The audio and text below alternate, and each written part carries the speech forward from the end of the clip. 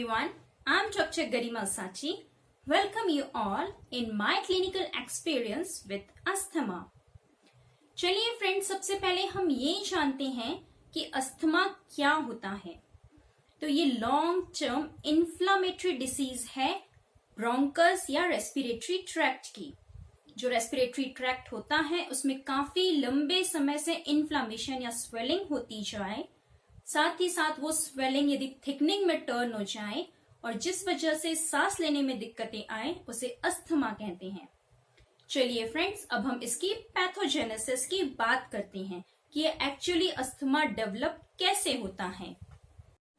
तो जो एलर्जेंस हैं जैसे कि डस्ट, पॉलन, कुछ खाने के पदार्थ जैसे भटा, एग्स या किसी तरह का प्रोटीन, या फिर जो पैट्स होते हैं डॉग्स या रैबिट्स, उनके फर, ये सब एलर्जेंस हैं।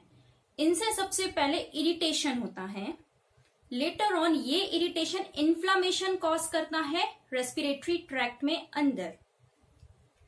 इस इन्फ्लामेशन के कारण यदि ये रिपीटेडली इंजर्ड हुआ रेस्पिरेटरी ट्रैक्ट, तो शुरू में तो स्वेलिंग आएगी, लेटर ऑन ये थिकन्ड हो जाएगा, अंदर का ल्यूमेन पूरा थिकन्ड हो जाएगा और जो सांस लेने के लिए जो ल्यूमेन होता है जिससे एयर पास आउट होती है, मूव करती है, अंदर जाती है, वो एरिया बहुत नैरो हो जाता है और कम हवा, कम एयर अंदर जा पाती है और इसी वजह से सांस लेने में तकलीफ होती है।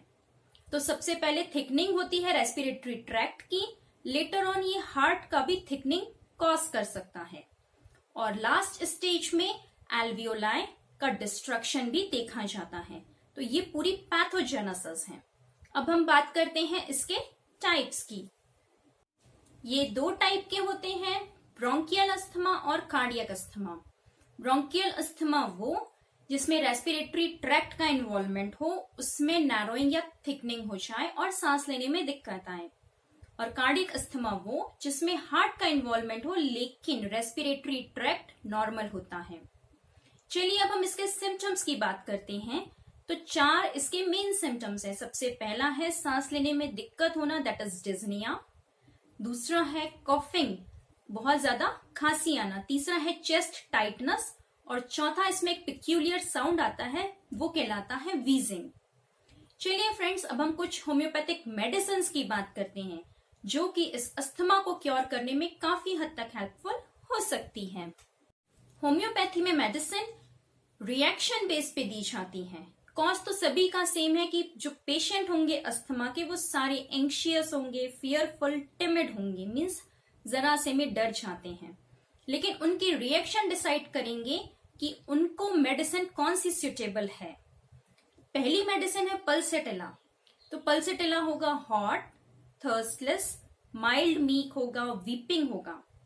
जब अस्थमा का अटैक आएगा तो वो पेशेंट रोने लगेगी। यदि रात में अटैक आया है और कोई बाजू में सो रहा है तो उसे उठाएगी कि उठो, देखो मुझे अस्थमा आया है, अटैक आया है, मुझे सांस लेने में दिक्कत हो रही, बहुत पैनिक हो जाएगी। अपनी लाइफ के लिए क्रेविंग रहेगी उसे, मीन्स वो जीना चाहती है, मरने से बहुत डर लगता है, बहुत पैनिक हो जाएगी। साथ ही साथ उसे यदि कोई कंसोल करे तो बहुत अच्छा लगता है। तो इसीलिए कंसोलेशन अमेलियोरेशन है। और गर्म रूम या फिर गर्म पानी बर्दाश्त नहीं होता है। यदि डोर्स क्लोज्ड हैं तो वो उसे ओपन करवाएगी अस्थमा के अटैक के दौरान भी। तो ये इसके पिक्यूलियर सिम्टम है कि क्लोज डोर, क्लोज रूम उसे अस्थमा के अटैक के दौरान बिल्कुल भी बर्दाश्त नहीं होगा। और ऐसे सिम्टम्स यदि करस्पॉन्ड करें तो पल्सेटिला ऐसे केसेस के लिए सबसे ज्यादा हेल्पफुल होती है कि जो पेशेंट रोते हुए आए और साथ ही साथ इंटॉलरेंस रहे उसे क्लोज्ड रूम की। नेक्स्ट मेडिसिन है आर्सेनिक। तो इसे ठंडा पानी बर्दाश्त नहीं होता है, गर्म पानी चाहिए। यदि अस्थमा का अटैक आया है उस टाइम भी ये पानी मांगेगा लेकिन गर्म, और थर्स्टी रहेगा लेकिन सिप्स में जरा जरा सी घूंट में पानी पिएगा। और उस अटैक के दौरान भी सेंसोरियस और क्रिटिकल रहेगा, दूसरे से लड़ने के लिए तैयार रहेगा, इरिटेटिंग नेचर रहेगा और चिल्लाएगा। ये रोएगा नहीं, ये बल्कि दूसरे पे इल्जाम लगाएगा किसी भी चीज के लिए, दूसरे की कमियां निकालेगा और उससे झगड़ा करेगा। और इनके मोस्टली अटैक्स या तो दोपहर के 12 से 2 के बीच में आते हैं या रात के 12 से 2 के बीच में। तो यदि ये सिम्टम्स मैच करते हैं तो आर्सेनिक काफी हद तक हेल्पफुल हो सकती है। नेक्स्ट मेडिसिन है स्ट्रेमोनियम। ये बहुत पैनिक हो जाते हैं, जैसे ही अस्थमा का अटैक आया, यदि कोई सो रहा है तो उससे उठा देंगे, पूरा घर सिर पे उठा लेंगे कि उठो, देखो मुझे सांस लेने में दिक्कत हो रही है, कुछ करो, मुझे बिल्कुल चाहिए, सांस लेने बन नहीं रहा है। बिल्कुल एकदम पैनिक हो जाएंगे, उन्हें इवन समझ भी नहीं आता कि वो क्या बोल रहे हैं। और क्लिंगिंग टेंडेंसी रहती है, मीन्स हाथ पकड़कर बैठे रहेंगे। किसी भी पर्सन का, कोई भी पर्सन हो सकता है, इनका एक पर्टिकुलर पर्सन से क्लिंगिंग नहीं होती। ये किसी भी पर्सन को पकड़ सकते हैं, कोई भी सामान पकड़ के बैठ सकते हैं और बिल्कुल कंटिन्यूअस रोते रहेंगे, पैनिक हो जाएंगे और बड़बड़ाते रहेंगे कि मेरी हेल्प करो, मुझे बन नहीं रहा है सांस लेते। तो स्ट्रेमोनियम काफी हद तक हेल्पफुल हो सकती है। नेक्स्ट मेडिसिन है बोरेक्स। स्ट्रेमोनियम के ऑपोजिट है। स्ट्रेमोनियम की क्लिंगिंग किसी से भी हो सकती है, किसी भी चीज से हो सकती है, किसी भी पर्सन से हो सकती है, लेकिन बोरेक्स की सिंगल पर्सन से क्लिंगिंग होती है। उसके बिलोंगिंग से हो सकती है, उसके कपड़ों से, उसके किसी सामान से हो सकती है। और साथ ही साथ इन्हें कंसोलेशन पसंद नहीं होता, कोई इन्हें सांत्वना दे इनसे बर्दाश्त नहीं होता है। और फास्ट राइडिंग कार में ये बैठ नहीं सकते, तेज मूवमेंट्स इनसे बर्दाश्त नहीं होते।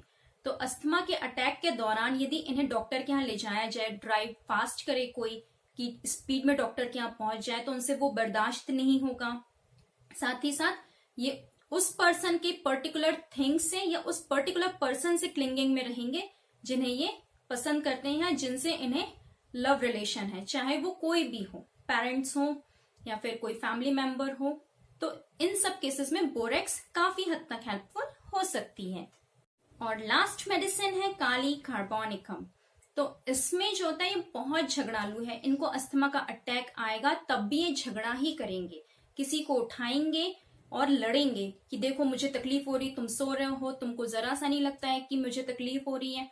एकदम से लड़ने लगेंगे, क्वारलसम रहेंगे, आर्ग्यू करेंगे और साथ ही साथ ये कॉन्सोलेशन बर्दाश्त नहीं करते। तो इन केसेस में काली काफी हद तक हेल्पफुल हो सकती है।